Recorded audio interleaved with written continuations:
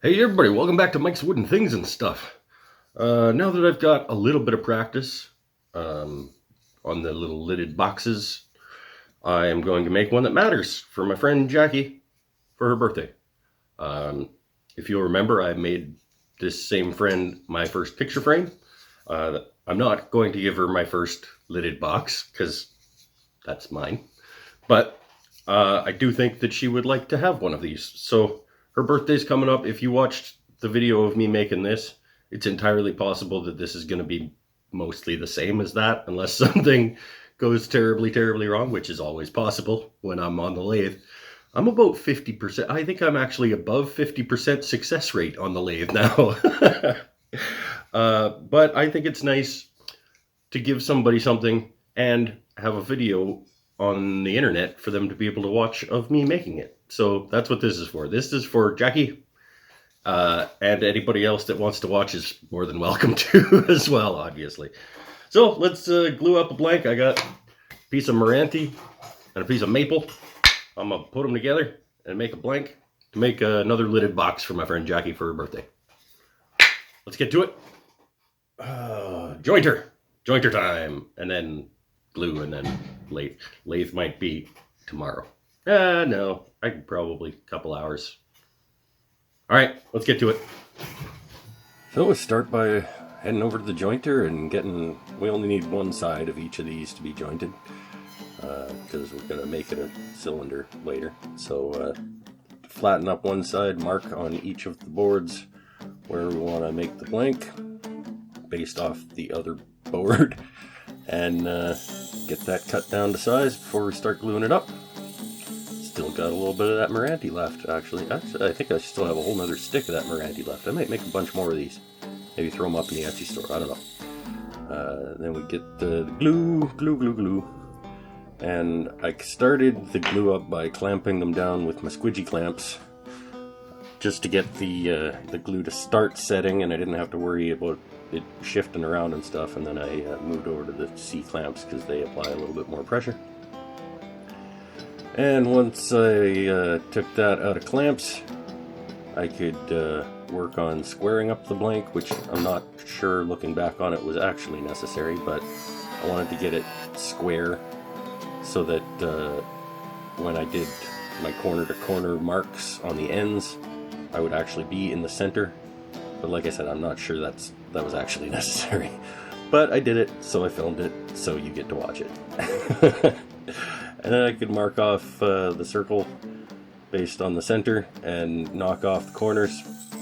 And I didn't really like how close my fingers were to that bandsaw blade, so I used a clamp to nick the corners off there. And then I could get chucking it up on the lathe. And yeah, this is where the fun begins, really. Get it all locked in. Start by making it a cylinder, obviously. No, start by finding your face shield and your headphones, and then continue by making it a cylinder. And once you got it all around, I can start marking off where I want to make separations. The two end ones are going to be tenons to go in the chuck later. Those end bits are just going to be cut off. And then when I started separating the lid, parting it off, I ended up breaking off my little nub. So that was annoying. It was the first the first of many difficulties this project had. And now I'm thinking like, okay, well what do I do now? So I grab a random chisel that's sitting on the bench and get rid of the rest of that nub, and then I can throw that end up in the chuck so that it's still centered, and work on getting the rest of the other tenon cleaned up and that end chunk knocked off, and then I can turn it around. Nope, then I can cut off the lid, and then I can start working on the inside of the box. So we start by making ourselves a little tenon, and then we can get to hollowing. And at this point it doesn't much matter what the size of the tenon is, because you're going to match mortise on the lid to that tenon. So just in a little bit from the side is lots. And then you can hollow it as deep as you feel like going, or as deep as until the cut starts getting crappy, because you're using short little carbide tools that aren't good at reaching deep into things. I don't know, I want to say it was about 1.5 inches deep, which is fine for what it is. And sanding, and we can get some finish on the inside. And then the bottom of the box is essentially ready to go. Well, other than taking the tenon off, but we'll do that later. And so we'll start getting some finish in there. I think I want to say I sanded the inside up to 340, give or take. And get a nice liberal coat of the Howard's Feed and Wax in there, and then turn the speed up on it to get it driven nice and deep into the pores and into the surface of the wood. The heat produced by the paper towel on the spinning thing actually heats up the wood and drives the finish deeper, according to science. I don't know. I like science. Science is good. I believe science. Then we can get the lid chucked up and essentially do the same thing. Just hollow it out, measure off where the tenon, the mortise needs to be. Yeah, measure off where the tenon is so that we can get the mortise where it needs to be. And hollow it out and keep fitting and sneaking up on it and fitting and sneaking up on it until it goes on. And then we'll bring the tailstock back up so it gives it some pressure to keep it from flying off, which it did many, many times during this thing, you'll see shortly. But it's not right now because there's a tailstock up. Then we can take the little nub off, start smoothing off the bottom, and yeah, that part actually went nice and smoothly. And then we get sanding on the inside of the lid, sanding the outside of the lid, sanding, and get some finish in there too, after we wipe it off with a tack cloth. Same thing, wipe it in nice and thick, spin it up, get it driven down into the pores. And then we put a piece of shop rag in between the two sides, hoping that that's going to help keep it on the lathe, which it doesn't. So we double up the shop cloth and we put it back on, hoping that'll keep it on the lathe, which it doesn't. So we bring the tailstock back up again and get the majority of the tenon off, and then nice light cuts to smooth it out, hoping that it's going to stay on the lathe now that you're not taking very deep cuts, and there's 2 layers of shop cloth in there. I'm not sure if it comes off again. Do you think it comes off again? I bet it does. I don't know. I'm not sure. Maybe it doesn't. Well, it looks like maybe not. It's sanding.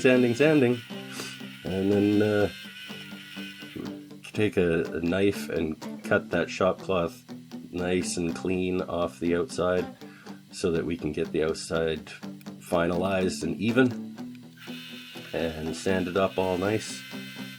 It looks like it's not coming off again. Way to go.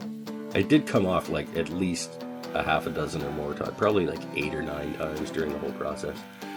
But final sanding, all the way up to 340, stopping in between each grit to go with the grain, wiping off with tack cloth, flying liberally and driving it down into the wood. And yeah, looking good at this point. Are we on to the finial part yet? I think we might be almost at finial. Yeah, okay, so this is the way that I did the drawer pull on my wife's bandsaw box. I'll leave a link to that video someplace, maybe up in the corner. So I thought maybe I'll just make a nice little decorative finial over on the drill press.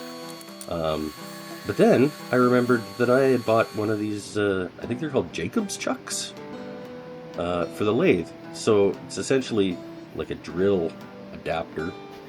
It's like a drill chuck. It goes in the lathe. But what I didn't know at this point is that it's designed to have pressure against it as well. So when I started cutting, it started coming out of the lathe, which you'll see in a second, which made things awkward. There it starts coming. And I don't realize that that's why it's so wobbly. But yeah, super loose. Okay, so let's try banging it in with a mallet and see if that helps.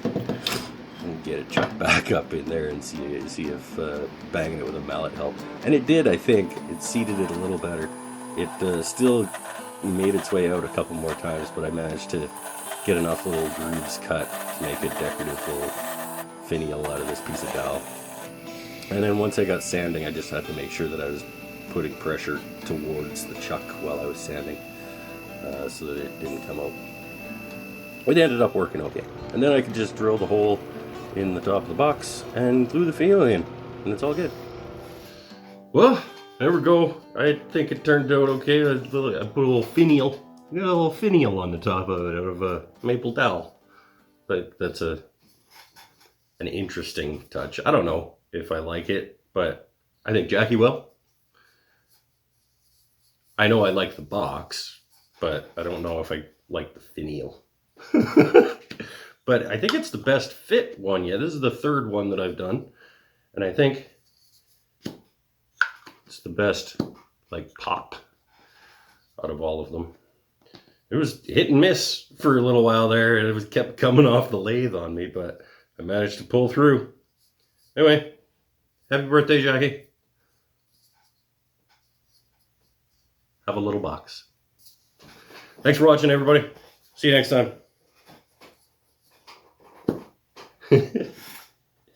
Stay happy, stay healthy, stay safe. And if you like what I do on the channel, you can head over to patreon.com/woodenthingsandstuff and see how you can help me out. Bye for now. Finial's fun to say.